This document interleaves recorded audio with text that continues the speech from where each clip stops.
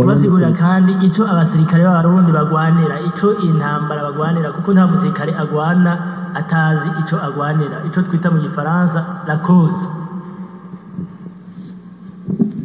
Tugeze iminsi tuvuga ibintu bya jenoside, ariko turabona ko iyarusha jenoside yabananiye gutorera ikibazo gushikaho bayishinga amakungu. Ku bisanzwe abarundi aribo bari kwitorera ikibazo bonyene, ariko abasirikare b'abarundi nababwiye ko benshi ari bato, benshi bagwana bitegereje uko ibintu byabaye mu gihugu harabaye ubwicanyi.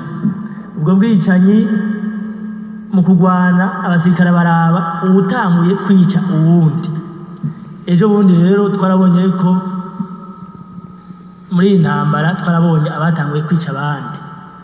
Twebwe igihe bariko baragwana, la cause arme y'u Burundi igwanira nuko ata muhutu yosubira kwica umututsi, kandi ata mututsi yosubira kwica umuhutu. Harabaye instinct d'extermination, aho abahutu bamwe bagira porogaramu yo kwica abatutsi. Ivyo byarabonetse. Twarumvise ko mu myaka ya kera abasirikare benshi ngaha ntavyo bazi. Hashobora habaye igihe abatutsi bishe abahutu, benshi ntavyo bazi. Ibingene ibintu byagiye bikurakuranwa, gasangwa hatanguye abahutu canke hatanguye uwatanguye n'uwasubiriye. Abasirikare ngaha benshi ntavyo bazi, mugabo bashaka yuko ata jenoside y'ubwoko bumwe bogira iyindi. Twe rero la cause, naho abakungu atagomba kuvyumva, ni jenoside.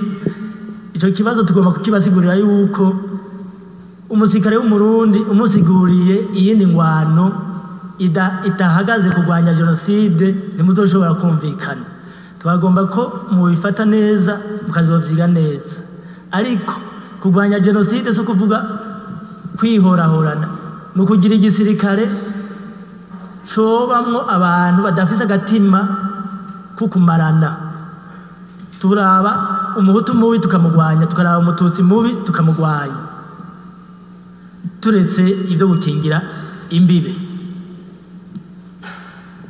Kandi yuko igisirikare cobamwo abahutu n'abatutsi, baba ku rugero rungana, baba ku ngero zitangana, igihambaye nuko abo bahutu n'abatutsi bazoba bari mu gisirikare bofasha igihugu gutera imbere.